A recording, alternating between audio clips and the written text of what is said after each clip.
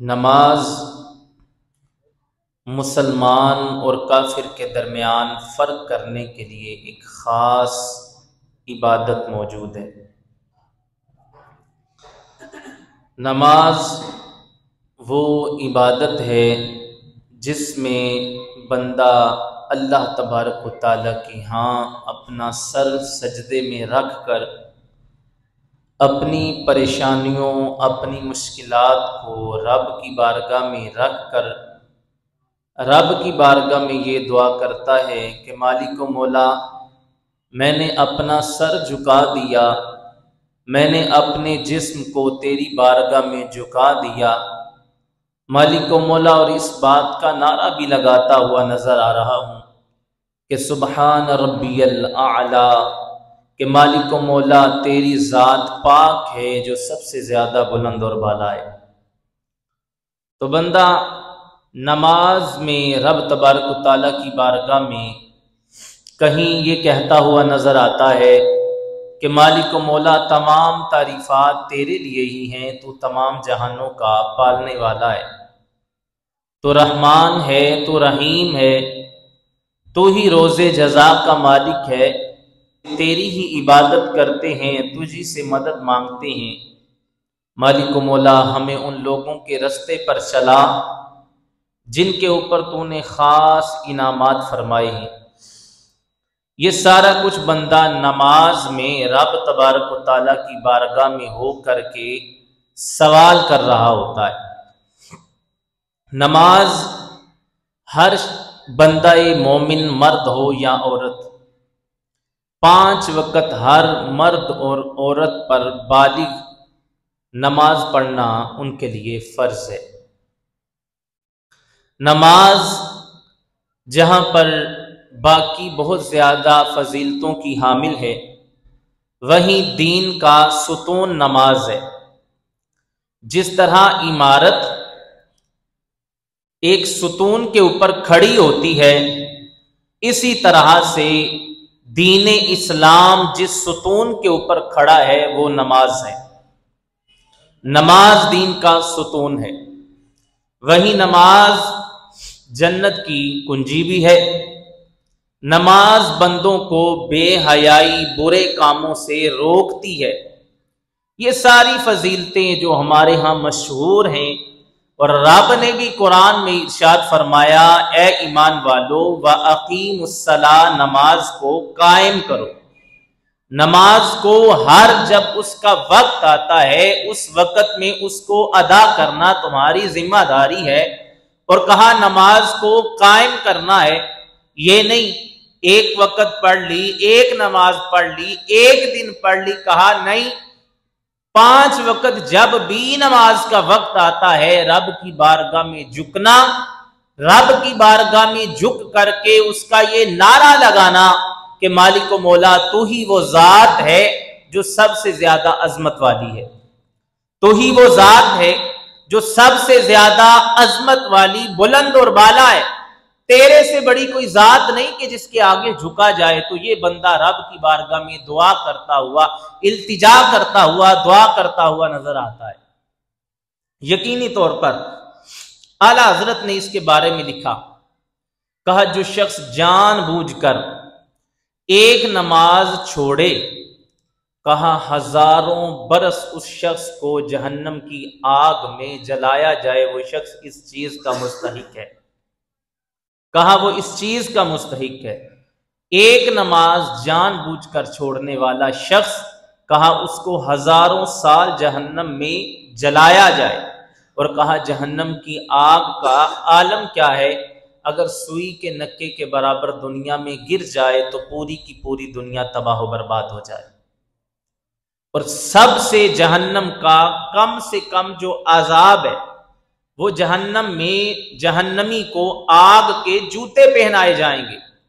اور اس کی وجہ سے کیا ہوگا، اس بندے کا دماغ اس تپش کی وجہ سے پھٹ جائے گا،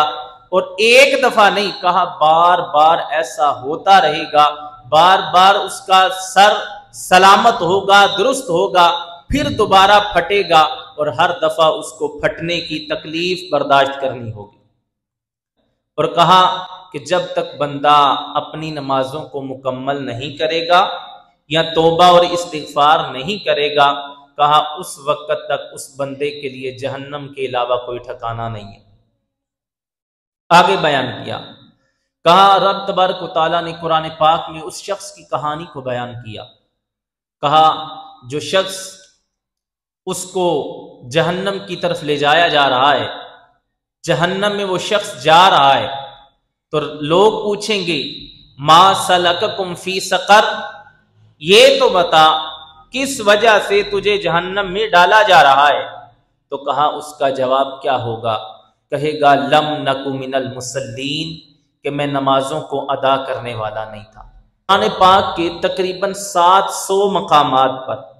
رب تبارک و تعالیٰ نے مختلف صیغوں کے ساتھ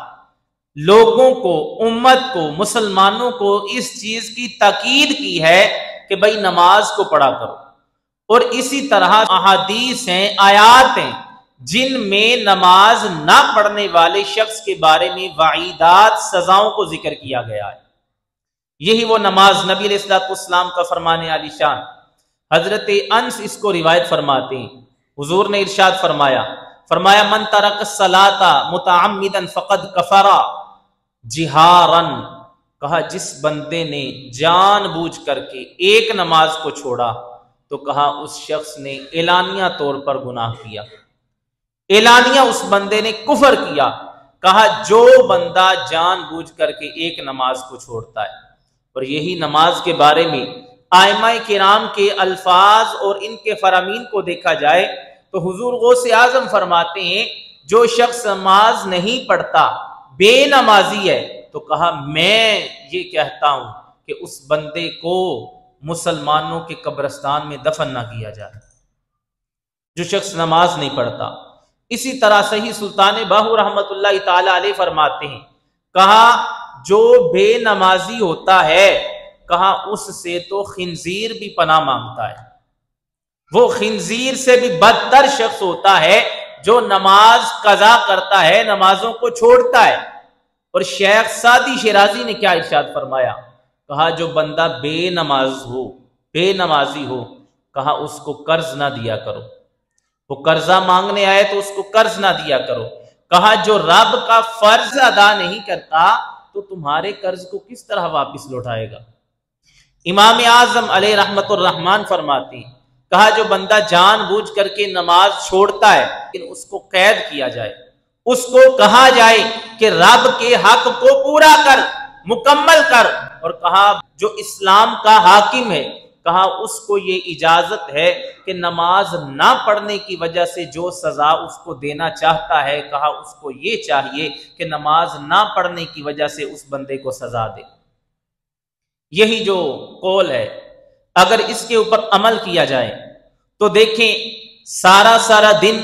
بازاروں میں بیٹھ کر کے کبوتر بازی کرتے رہتے ہیں، بازاروں میں بیٹھ کے سارا دن چگلیاں، غیبتیں، گلے، جھوٹ، گالم گلوچ سارا کچھ ہوتا ہے، یہ سارا کچھ بازاروں میں بیٹھ کر کے ہوتا ہے۔ مسجد قریب ہونے کے باوجود لوگوں کے کانوں پر یہ بات نہیں رینگتی کہ رب کی طرف سے یہ فرمان آ رہا ہے کہ اے ایمان والو آؤ فلاح کی طرف، آؤ نماز کی طرف، اور ایک دفعہ نہیں مؤذن 5 دفعہ لوگوں کو یہ بیان کر کے بلا رہا ہوتا ہے کہ آؤ رب کی بارگاہ میں کامیابی چاہتے ہو نا تو آؤ مسجد میں آ کے رب کی بارگاہ میں جھک جاؤ، آؤ نماز کی طرف۔ تو کہا یہ فرمان کس کی طرف سے در حقیقت جاری ہوتا ہے؟ رب تبارک و تعالیٰ کی طرف سے لوگوں کو بلایا جاتا ہے، لیکن اس کے باوجود کہا لوگ نماز پڑھنے کے لیے نہیں آتے۔ تو کہا ایسے لوگوں کی سزا یہ بنتی ہے کہ ان کو حاکم وقت، اسلام کا جو اس وقت کا اسلامی نظام قائم کرنے والا حاکم وقت ہے، اس کو یہ چاہیے کہ ان لوگوں کو سزا دے کہ تم رب کے حق کو پورا کیوں نہیں کرتے؟ سارا کچھ دینے والی وہ ذات ہے، سارا کچھ دیا لیکن اس کے باوجود تم اس کے آگے جھکتے نہیں۔ تو کہا حاکم کو وقت کو یہ چاہیے کہ ان کو سزا دیا کرے۔ تو دیکھو 4 دن انجو ہے نا کام کہتے ساڑی مسجد چھوٹی ہو جائے، ایسے ہے کہ نہیں ہے؟ ہماری مساجد چھوٹی ہیں آبادی کے اعتبار سے، جہاں پر آبادی کی بات کی جائے کہ جتنے افراد موجود ہوتے ہیں، اگر سارے دیکھیں عید پر کیا ہوتا ہے، کافی حد تک، سارے پھر بھی نہیں آتے، سارے پھر بھی افراد عید کی نماز پڑھنے کے لیے نہیں آتے جو سال بعد ہوتی ہے، لیکن پھر بھی افراد آتے ہیں تو مسجد چھوٹی پڑ جاتی ہے، اوپر بھی افراد پڑھتے ہیں، اس سے اوپر بھی پڑھتے ہیں، لیکن اس کے باوجود باہر صفیں بچھائی جاتی ہیں، کس لیے کہ مسجدیں چھوٹی پڑ جاتی ہیں، نمازی بڑھ جاتے ہیں۔ رمضان المبارک میں دیکھیں مساجد چھوٹی پڑ جاتی ہیں، افراد بڑھ جاتے ہیں، لیکن کیا ہے عام دنوں میں آتے ہی نہیں ہیں۔ تو یہی بات ہے کہ اگر افراد آتے ہیں تو مساجد چھوٹی ہیں، اتنے زیادہ افراد ہیں جو مسلمان ہیں، جو اس آبادی میں رہنے والے ہیں، ہر جگہ پر موجود ہیں، تو نبی علیہ الصلوۃ والسلام نے اسی لیے ارشاد فرمایا تھا، کہا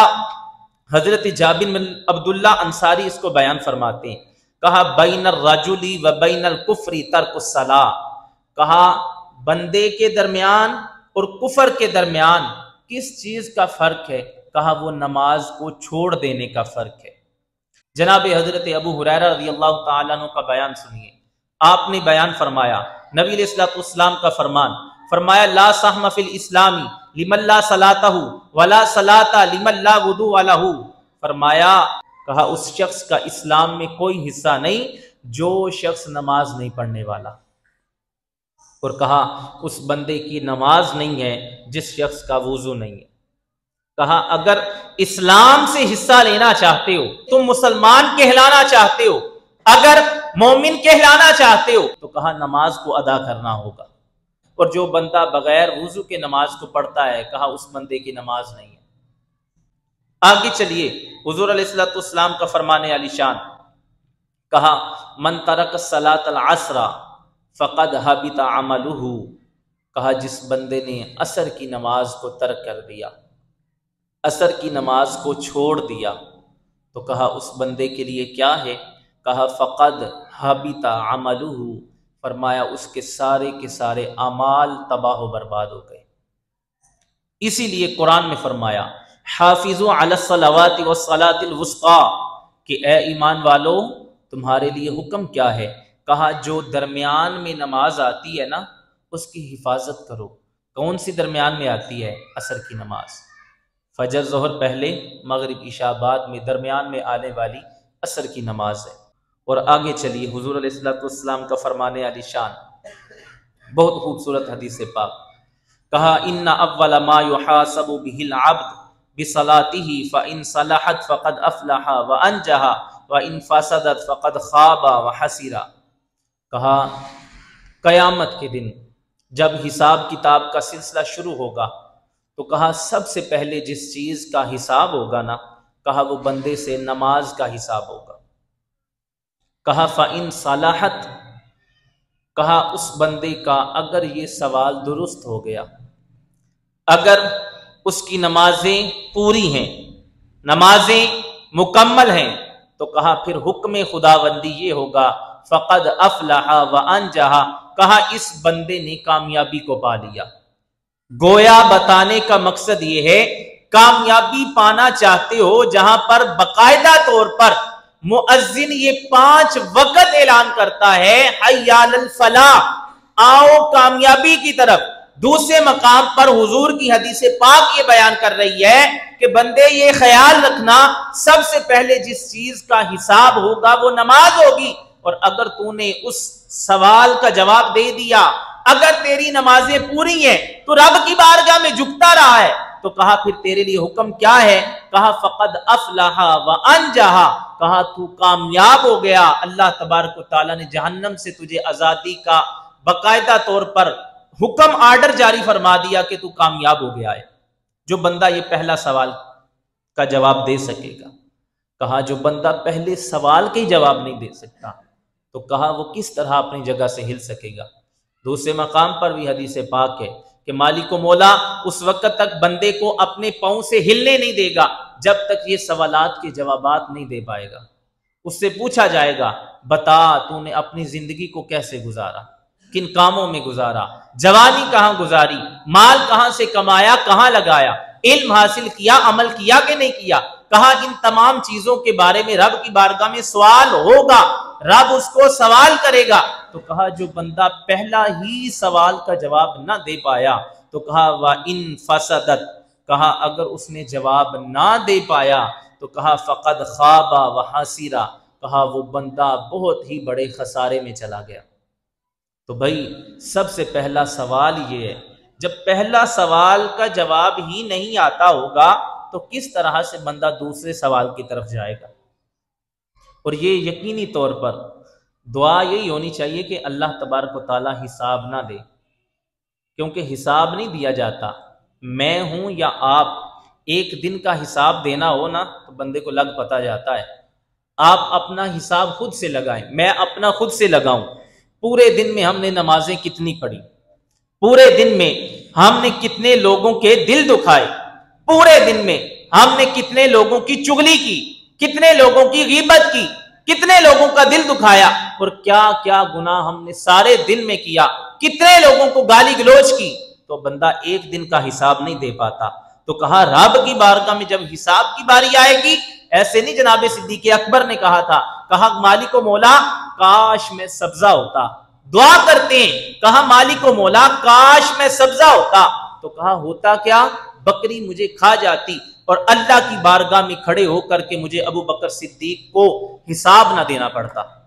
یہ وہی ذاتیں ہیں جن کے بارے میں حضور یہ فرما چکے ہیں ابو بکر فی الجنہ، کہ ابو بکر تو جنت میں جائے گا، عمر فی الجنہ، عثمان فی الجنہ، علی فی الجنہ۔ صحابہ کرام عشرہ مبشرہ کے بارے میں حضور کہتے ہیں یہ جنت میں جائیں گے۔ ان کا عمل کیا ہے؟ وہ رب کی بارگاہ میں ڈرتے ہیں، اور سیدنا صدیق اکبر اپنی زبان کے نیچے ایک کنکر رکھتے ہیں۔ کسی نے پوچھا حضور آپ اپنی زبان کے نیچے یہ کنکر رکھے ہوئے ہیں، کیا وجہ ہے؟ تو کیا بیان کیا؟ کہا میں اپنی اس زبان سے ڈرتا ہوں، کہیں میری زبان سے کوئی ایسا لفظ نہ نکل جائے کہ جس کی وجہ سے رب کی بارگاہ میں مجھے پکڑ ہو جائے۔ یہ وہ شخصیات ہیں۔ تو حضور نے اس لیے فرمایا سب سے پہلا سوال جو ہوگا وہ آپ سے نماز کا ہوگا۔ اگر نماز کا سوال کا جواب دے پائے، کامیاب ہو گئے، تو پھر تمہارے لیے جنت کا فیصلہ ہے۔ اگر پہلا سوال کا جواب ہی نہ دے پائے تو کہا پھر تمہارے لیے خسارے کے علاوہ اور کوئی چیز نہیں ہے، جہنم میں تجھے ڈال دیا جائے گا۔ کاش یہ حدیث پاک سن کے ہم عمل کر کے اپنی دنیا اور آخرت کو سنواریں۔ حضور نے بہت ہی خوبصورت حدیث پاک، اور یہ کاش اس پر عمل کر کے ہمارے دلوں میں یہ تڑپ پیدا ہو جائے کہ بھئی آج کے بعد ہم نماز کو نہیں چھوڑیں گے۔ کاش یہ دل سے بات اٹھ جائے کہ بھئی ایک 5 وقت کی نماز ہی تو ہے، 50 نمازیں آ جاتی تو تب بھی تو پڑھنا تھا نا، لیکن 50 کو 5 کر دیا گیا اور ثواب 50 کا رکھا گیا۔ وہیں دوسری امتیں سالوں، ہزاروں، کتنے ماہ تک عبادات کرتی ہیں، لیکن ہمیں کیا کہا گیا؟ لیلۃ القدر خیر من الف شہر، کہ بھائی صرف ایک رات کی عبادت جس کو لیلۃ القدر کہا جاتا ہے، کہا 1000 مہینوں سے زیادہ ثواب تمہیں میسر آئے گا۔ تو بتائیے تو صحیح، اس سے بھی بڑی مہربانی کسی امت کے اوپر رب نے فرمائی ہے؟ اس سے بھی زیادہ انعامات کسی امت کو رب نے عطا فرمائے؟ سنیے یہ حدیث پاک اور اپنا بندہ حساب کرے اور یہ سمجھے کہ کل کو جب رب ہمیں کھڑا کرے گا تو کیا ہمارا جو حشر ہوگا وہ کن لوگوں کے ساتھ ہوگا۔ نبی علیہ السلام نے ارشاد فرمایا، کہا جو بندہ نماز کو چھوڑنے والا ہے، حضور ارشاد فرماتے ہیں، اور اتنا ایسا عبرت ناک یہ بیان ہے کہ کاش ہم عمل کر کے اپنی دنیا اور آخرت کو سنوارے۔ حضور نے ارشاد فرمایا، کہا جو بندہ نماز کو چھوڑنے والا ہے، نماز کو پڑھتا نہیں ہے، کہا یہ بات میں حضور اکرم فرماتے میں بیان فرماتا ہوں، وَقَانَ يَوْمَ الْقِيَامَةِ مَعَ قَارُونَ وَفِرْعَوْنَ وَحَامَانَ وَأُبَيِّ بْنِ خَلَف، کہا میں یہ اعلان کرتا ہوں، میں یہ بیان فرماتا ہوں، جو بندہ نماز چھوڑنے والا ہے نا، نماز نہیں پڑھتا، کہا جب نفسی نفسی کا عالم ہوگا، جہاں پر انبیاء کی صفیں بنائی جائیں گی، جہاں پر صحابہ کرام کی صف بندی کی جائے گی، جہاں پر علماء کرام کھڑے ہوں گے، وہاں پر کہا جو بے نمازی ہوگا نا، کہا اس کو کوئی انبیاء کی صف میں نہیں کھڑا کیا جائے گا، کوئی حضور کی امت میں کھڑا نہیں کیا جائے گا، کہا اس شخص کو کہا فرعون کے ساتھ کھڑا کیا جائے گا، قارون کے ساتھ کھڑا کیا جائے گا، کہا اس شخص کو حامان کے ساتھ کھڑا کیا جائے گا، اس کو ابی بن خلف جو رسول اللہ صلی اللہ علیہ وسلم کا دشمن تھا، جو فرعون جو رب کا دشمن تھا، جن لوگوں نے خدا ہونے کے دعوے کیے، جو دشمن خدا بھی ہیں، دشمن مصطفیٰ بھی ہیں، کہا ان لوگوں کے ساتھ بے نمازیوں کو کھڑا کیا جائے گا۔ تو دیکھیے قیامت کا وقت ہو، اور وہاں پر نفسی نفسی کا عالم ہو، تو اس وقت ہمیں اللہ نہ کرے اگر بے نمازی کو فرعون کے ساتھ کھڑا کیا جاتا ہے،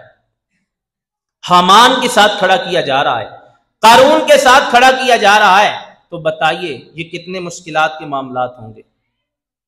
یہ کتنے مشکلات کے معاملات ہوں گے۔ تو بھائی ہم تو دعا یہ کرتے ہیں کہ بھائی جب نفسی نفسی کا عالم ہو تو اس وقت یہ معاملہ نہ ہو کہ ہم وہاں پر جناب والا کفار کے ساتھ کھڑے ہوں۔ ہم تو یہ چاہتے ہیں کہ بھائی ہمارا حشر ہو تو جناب صدیق اکبر رضی اللہ تعالیٰ عنہ کے ساتھ ہو۔ کہہ دو آمین، کہو آمین سارے۔ ہم تو چاہتے ہیں ہمارا حشر ہو جناب عمر فاروق رضی اللہ تعالیٰ عنہ کے ساتھ، ہم تو چاہتے ہیں کہ ہمارا حشر ہو جناب عثمان غنی حضرت مولا علی کے ساتھ، ہم تو یہ چاہتے ہیں کہ جناب والا آگے آگے مصطفیٰ ہوں، پیچھے صحابہ کرام ہو، اور ہم گناہگار بھی آپ کے ساتھ چل رہے ہوں، ہم تو یہ چاہتے ہیں۔ تو یہ حدیث سن کر کے یقینی طور پر ہمارے دل میں یہ تڑپ پیدا ہونی چاہیے کہ بھئی آج کے بعد ہماری نماز نہیں چھوٹے گی۔ کہہ دو انشاءاللہ، تڑپ ہونی چاہیے، ارادہ ہونا چاہیے کہ بھئی ہم تو حضور کے غلاموں کے ساتھ ملنے والے ہیں، ہم تو حضور کے دشمنوں کے ساتھ تو ملنے والے ہیں ہی نہیں ہیں۔ معراج کی شب جب حضور گئے، بڑے بڑے وہاں پر گناہگاروں کو دیکھا، کسی کے کینچی کے ساتھ جسم کاٹے جا رہے ہیں، کسی کو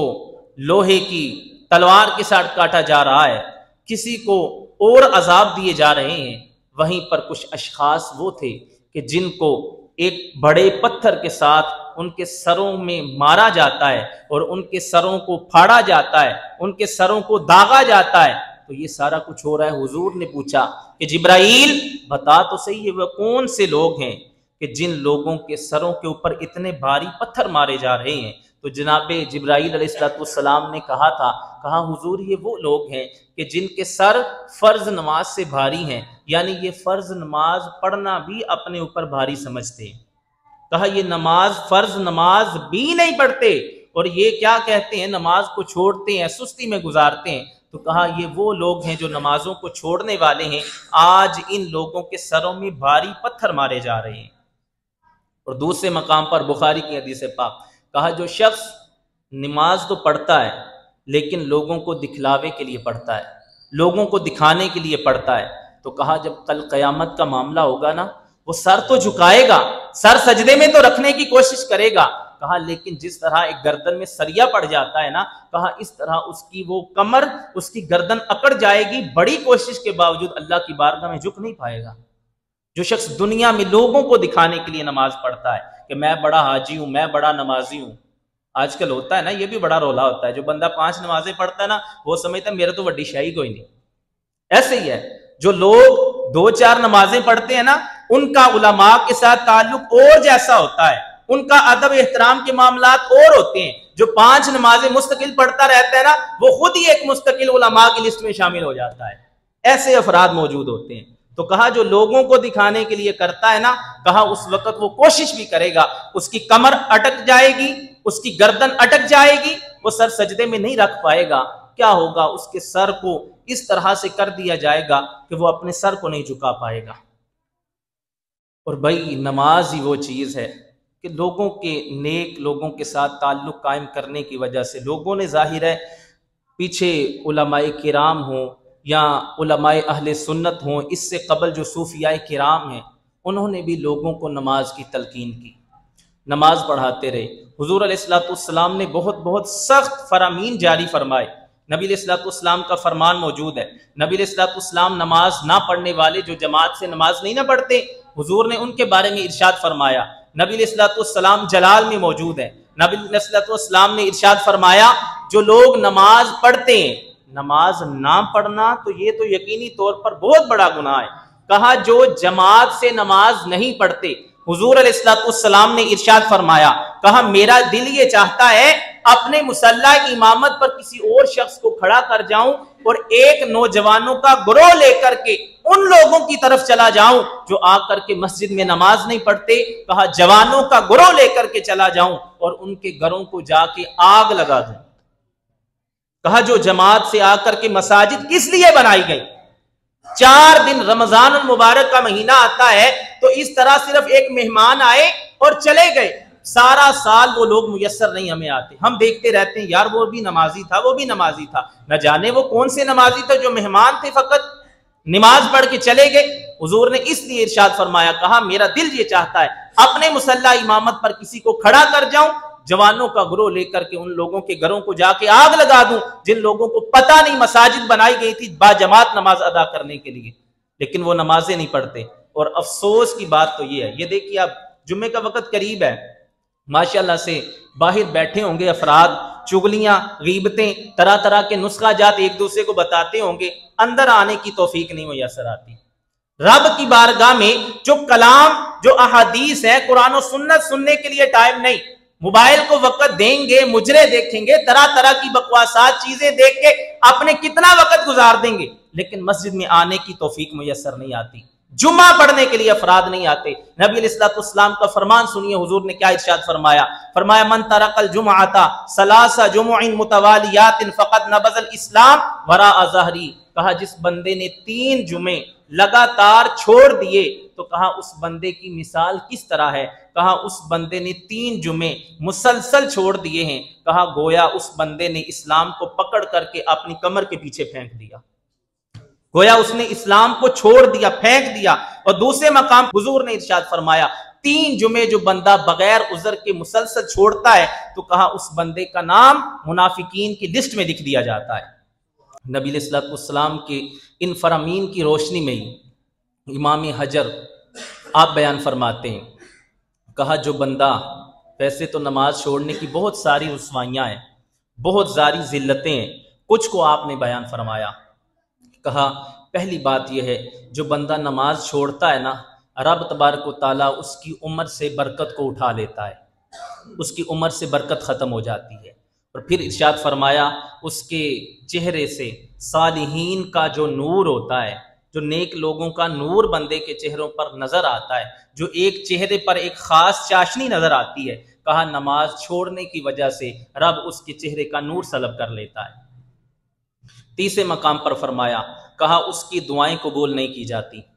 اور کہا اس کے بعد، کہا جو بندے نیک لوگ، ظاہر نیک لوگ صبح اٹھتے ہیں، تہجد پڑھتے ہیں، مالک کی بارگاہ میں دعا کرتے ہیں، مالک و مولا تمام امت مسلمہ کی بخشش فرما، تمام امت مسلمہ کی پریشانیوں کو دور فرما، اس طرح کی دعائیں کرتے ہیں نیک افراد. تو کہا جو بندہ نماز چھوڑنے والا ہوتا ہے نا، اللہ تبارک و تعالیٰ نیک بندوں کی دعاؤں سے اس کا حصہ ختم کر دیتا ہے، اس کو اس دعاؤں سے حصہ میسر نہیں آتا جو بندہ نماز چھوڑنے والا ہوتا ہے. اور آگے چلیے، کہا جب وقت نزاع آئے گا، جب موت کا وقت قریب آئے گا نا، تو اس وقت بھی اس کو کیا رسوائیاں ہوں گی. کہا وہ بھوکا مرے گا، وہ پیاسا مرے گا، کہا ذلیل ہو کر کے مرے گا جو بندہ نماز کو چھوڑتا ہے.